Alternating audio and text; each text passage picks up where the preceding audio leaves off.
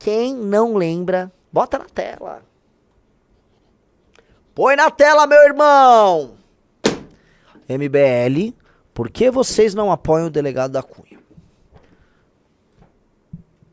Pelo amor de Deus, quem lembra disso? O ano era 2020, Arthur vai muito bem nas eleições municipais e já despontava nas redes sociais uma espécie de Gabriel Monteiro paulista. O delegado da Cunha era um delegado que fazia operações miraculosas e ele ia nas operações miraculosas dele junto com a Polícia Civil, munido de câmeras.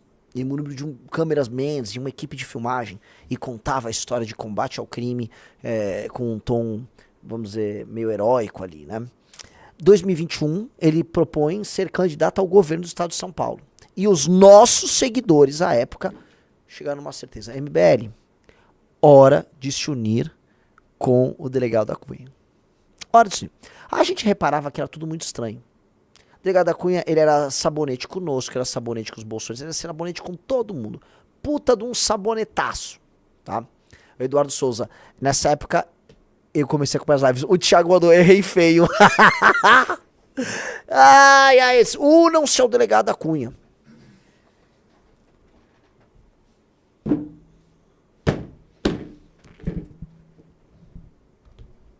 A gente não se uniu, mas assim, eu lembro que a gente ia fazer eventos, ia divulgar, pô, nós temos um pré-candidato ao governo, vai ser o Arthur, vamos montar uma chapa assim, assim, assado.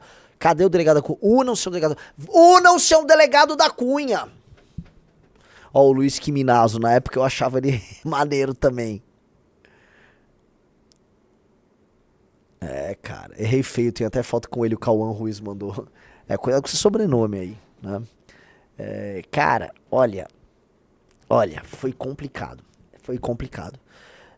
Ao longo do ano, assim, no final, não sei se foi no final de 2021 ou foi em 2022, começou a aparecer os vídeos, né? Começaram a aparecer os vídeos do delegado da Cunha e das armações que ele tinha. E basicamente o delegado da Cunha, ele armava até as operações.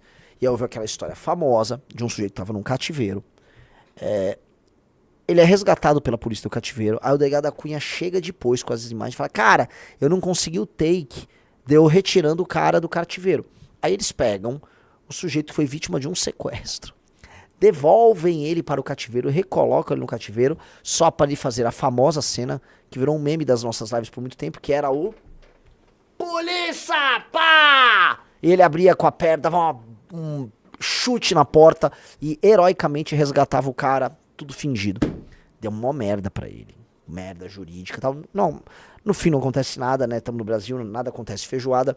Delegado da Cunha é eleito deputado federal pelo MDB, me corrijam, acho que foi o MDB, sim, nas eleições de 2022, e é deputado federal.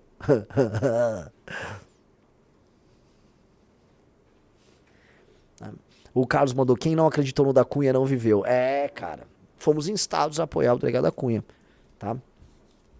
Gente, entrem no Valete Plus, tá? Entrem no Valete Plus. Lembrando, hoje estão ganhando o livro O Príncipe do Maquiavel e a revista Valete desse mês.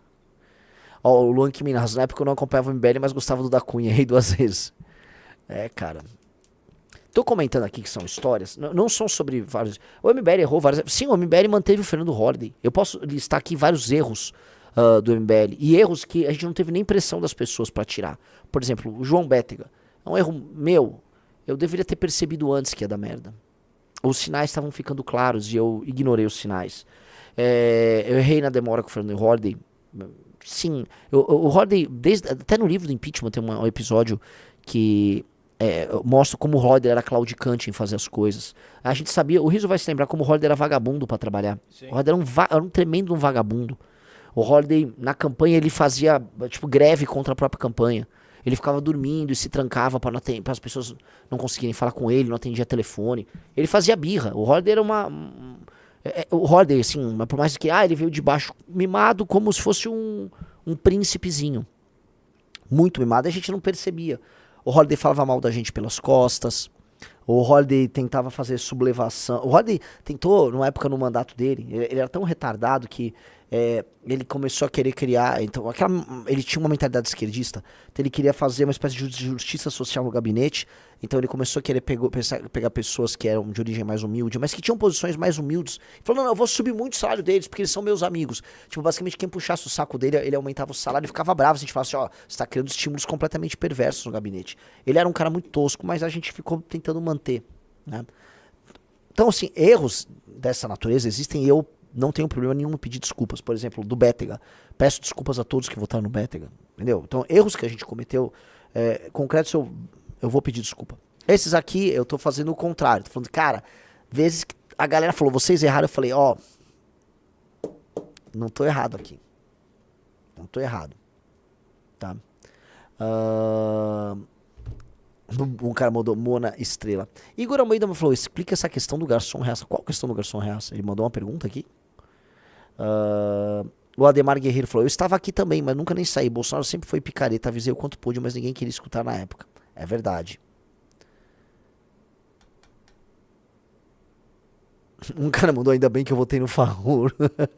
Gabriel Monteiro, só comentar um negócio. Nossa relação com o Gabriel Monteiro foi muito, muito, muito curta. Muito curta. O Gabriel Monteiro surge na internet, Riso me corrija, no ano de 2018. E ele fica próximo dos membros do MBL de Niterói. E aí, de 18 para 19, ele começa a crescer, mas ele ainda era pequeno e a gente divulgava os vídeos dele no canal do MBL, no canal azul. Aí ele começa a carreira dele de Gabriel Monteiro e tal. E ali, já no ano de 2019, ele começa a bolsonarizar. E a gente estava num processo de expulsar internamente quem ficasse querendo bolsonarizar e exigindo que o MBL tivesse uma postura neutra. É ali que a gente expulsa Carmelo Neto. E é ali que a gente expulsa o Gabriel Monteiro. A diferença do Gabriel Monteiro pro Carmelo Neto, tá? O Gabriel Monteiro saiu, foi tocar a vida dele. A gente não ficou falando mal dele. Eu quase nunca vi ele falar mal da gente. Acho que nem sei se ele falou, mas falou muito, se falou foi muito pouco. O Gabriel Monteiro teve uma postura menos indigna do que lixo como esse Carmelo Neto, que depois virou o Carmelo Bolsonaro. Agora ele é o Carmelo Bolsonaro. E quer fazer campanha pro Ciro Gomes lá no Ceará. Alguém que ele repudiava, né?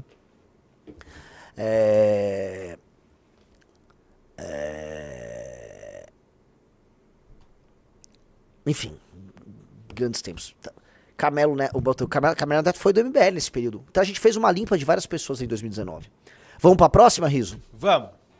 Muito parecido com o da Cunha e muito mais recente também. Ah, uai! Uai, vocês não vão me apoiar, não? Tá? Sejamos sinceros, tá? Eu vou ser muito bacana com a nossa militância.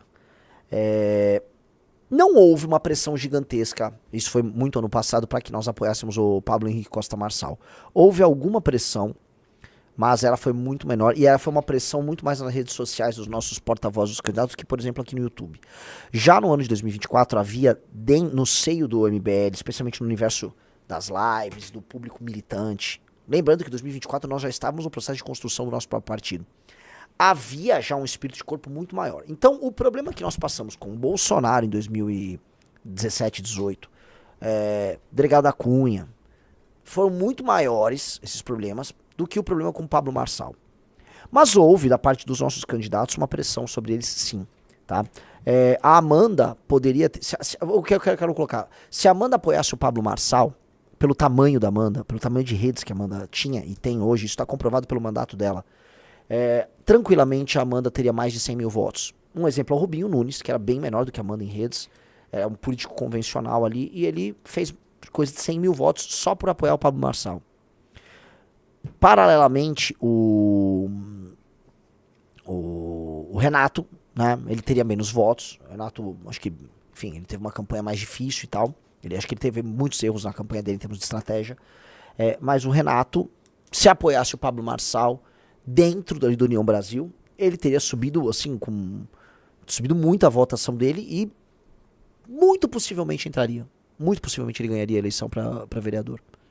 Até porque teve caras aí, Adriles, que entraram sem ter tantos votos a mais ali que o Renato. Então, a gente pagou um preço porque o eleitor cobrou os nossos candidatos para que eles apoiassem bem. O eleitor cobrou muito. E os nossos candidatos ali não adotaram essa postura. Tá? O Soft and Wet falou, e aí, vocês correriam o risco de eleger o Marçal? O fato é o seguinte, se a gente tivesse entrado na campanha do Marçal, como o presidente do partido Marçal, do PRTB, veio aqui conversar conosco, só do gás que a gente teria dado na rede, com um público mais jovem, talvez, né, a ideia de validação, né, várias pessoas validando por aí a imagem do Marçal, poderia fazer uma pequena diferença. Vamos lembrar que o Nunes e ele ficaram empatados com 28% das intenções de voto. O Nunes teve uma fração de votos a mais que o Pablo Marçal e foi pro segundo turno. Mas foi por muito pouco. 40 mil votos? Foi uma merreca, tá? Então a gente poderia ter participado dessa diferença. Mas, né, eu nem vou entrar muito assim, nunca foi um grande dilema, né? Nós não somos um grupo que vai apoiar o Pablo Henrique Costa Marçal.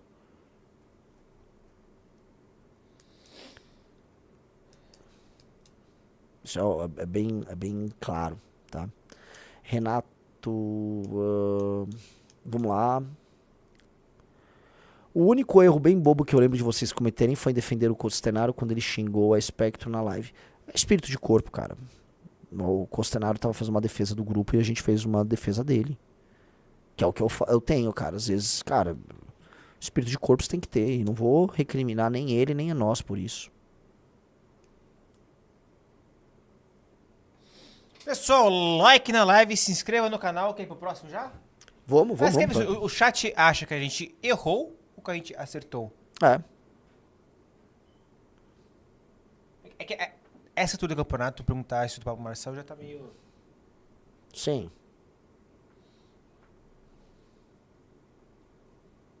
Um cara mandou, Rodrigo Spendorello. Renan, acompanha o MBL há tanto tempo que não sei se é sonho ou é lembrança. Tinha uma cachorra que apareceu na live? Sim, é a Sig, né? Sig, tá? É a Sig, que é a cachorra do Pedro, que tá viva até hoje. É uma Border Collie. Patrick Gustavo mandou a braba. Erraram em não apoiar o Pablo Marçal. Tô sem teleférico por conta de vocês, é verdade.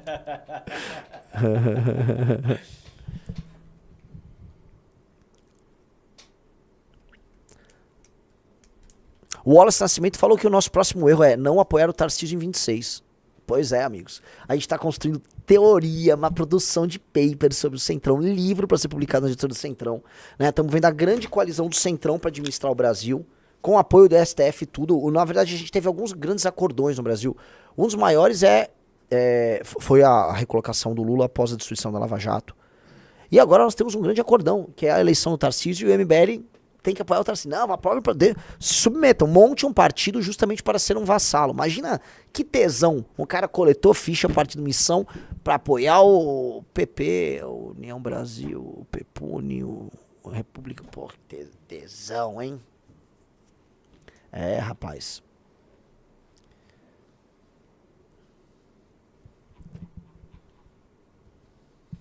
Pô, eu vou tentar achar algum trecho da Sig na live aqui, isso eu acho. Segue a Sig. Mas vamos lá, Rezo, qual o próximo? O próximo, a gente falou sobre expulsões, agora vamos falar sobre não expulsões. Essa aqui, cara, olha só. Muita gente, alguns ainda falam até hoje, pediu a cabeça deste homem aí. Arthur Moledo Duval. Manter o Arthur é uma loucura. Vocês estão fazendo uma loucura. Apoiar o Arthur, negócio do ódio, loucura. O Arthur se destruiu, o Arthur pegou um pino de granada, se explodiu todo mundo ao redor. Em grande medida a irresponsabilidade dele com o áudio, enviar aquele áudio para um grupo de amigos, ela nos atingiu. Nós tivemos danos horrorosos no ano de 2022. Basicamente, nós atrasamos todos os nossos planos políticos em no mínimo 2 anos. Alguns diriam que é até 4 anos. Mas aquele áudio foi muito ruim. O áudio foi muito ruim. Mas não houve uma intenção do Arthur em nos prejudicar. Jamais. Nós estávamos numa missão lá na Ucrânia que era sensacional. A despeito de todas as piadinhas que as pessoas possam fazer. E o Arthur, cara, sempre foi um cara muito de grupo, muito leal. E esqueçam o aspecto do Arthur ser um amigo. Pô, eu sou amigo do Arthur, eu torço pelo Arthur, independente de qualquer questão política, eu gosto do Arthur, e as pessoas aqui gostam do Arthur. Independente disso. A gente poderia, em nome da amizade com o Arthur, falar, Arthur, talvez tenha que sair para preservar o grupo. Nós não abandonamos o homem público Arthur Duval. E nós não nos arrependemos nem um pouco disso. Nem um pouco. Nós nós passamos assim pelo Vale do Inferno com o Arthur, construímos novas lideranças junto com o Arthur, rodamos o Brasil, fizemos grandes eventos com o Arthur. E estamos vendo, do ano passado para cá, uma reconstrução do Arthur como figura pública. Um Arthur viralizando bastante. O Arthur se tornando o maior debatedor do Brasil. Repararam nisso, né? Todo mundo só quer ver, o Arthur vai debater com quem? Um Arthur com protagonismo. O Arthur cujas aventuras conosco, não só, porque o Arthur tá sem direitos políticos até hoje, mas no final do ano vocês saberão de tantas aventuras novas que nós temos que, enfim, isso aí vai ficar bem relativizado, bem relativizado.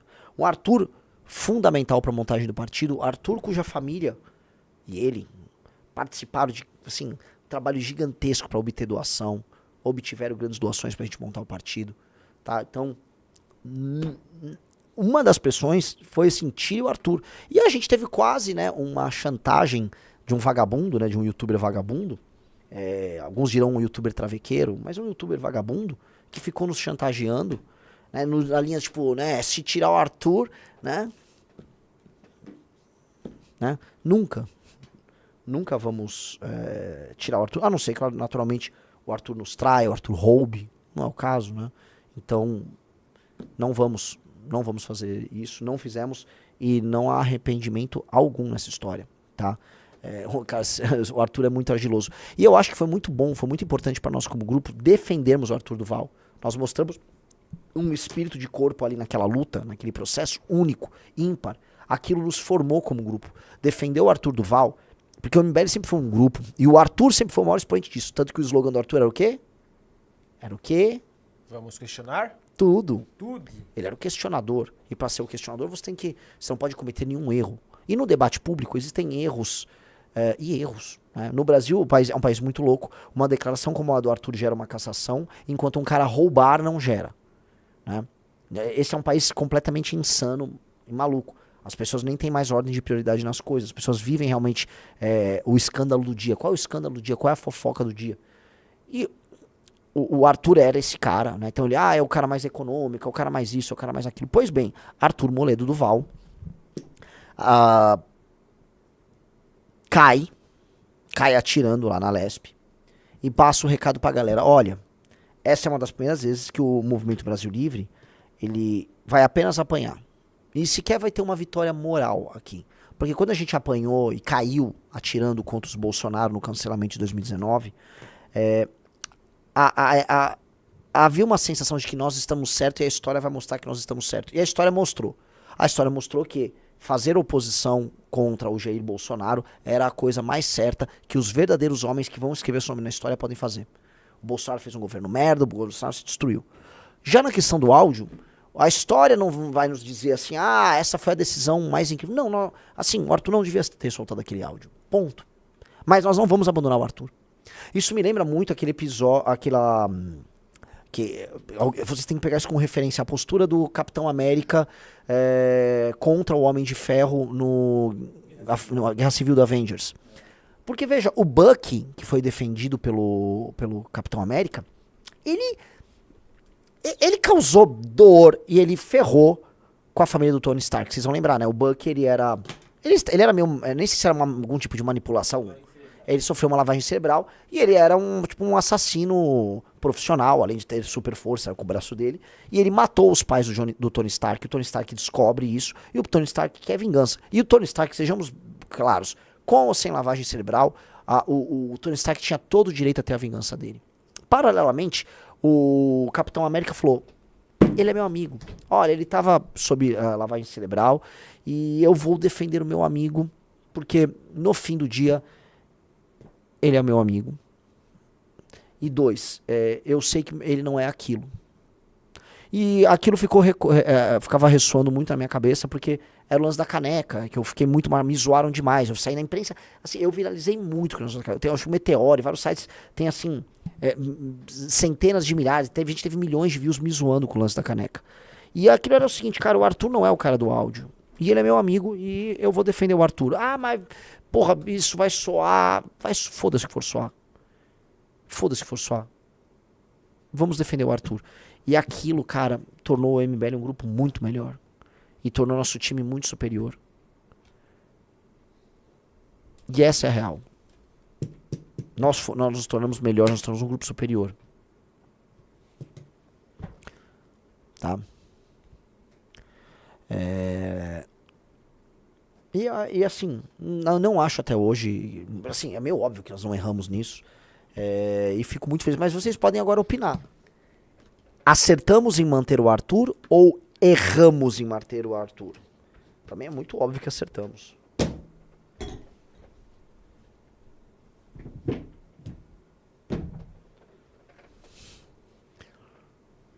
O Valmir Arraes Júnior falou, apesar de vocês saírem bem do episódio do áudio, isso vai ficar uma mancha sempre em movimento, algo que sempre vai vir à tona.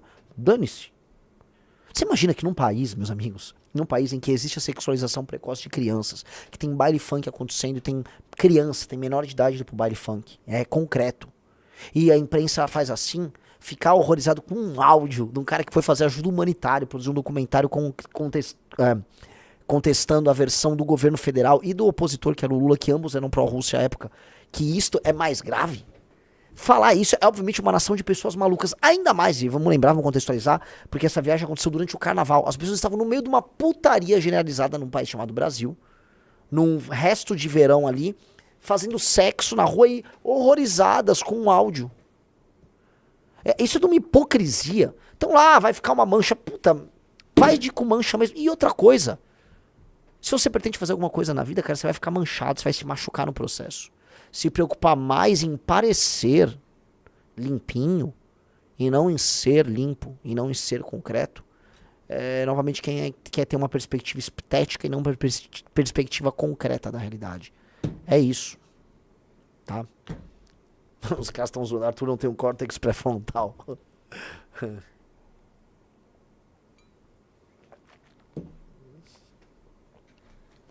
É isso. Vamos lá. Todo mundo, vamos dando like na live.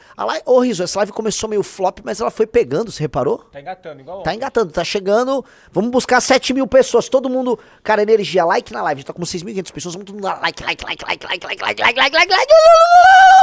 Like na live. Sim, vambora. O Account 3004 falou, perdemos o melhor deputado desde 1889 por amar mulheres de pelagem loira. Cara, muitos homens na história cometeram esse erro, é ou não é? Enfim. Eu acho que foi um erro. Ele fica por aqui agora, mano. Não, talvez a grande história, a maior das histórias do Ocidente, tranquilamente a maior das histórias do Ocidente, a Guerra de Troia, foi causada pela paixão de Paris, que resolveu pegar Helena de Troia, que era mulher de Menelau.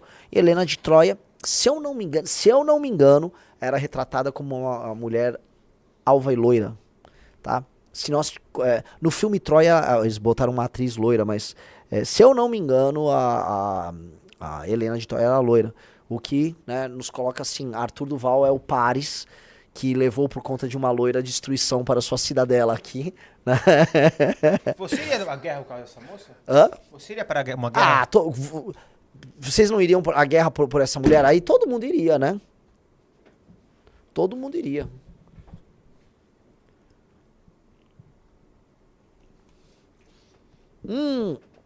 Até derramei água em mim. Preciso de um pano. Se chegou até aqui, se inscreva no canal, compartilhe e deixe seu like, para esse vídeo chegar a mais pessoas. Acesse nossas playlists e veja outros cortes como esse. Vamos espalhar as nossas posições e valores, essa é nossa missão.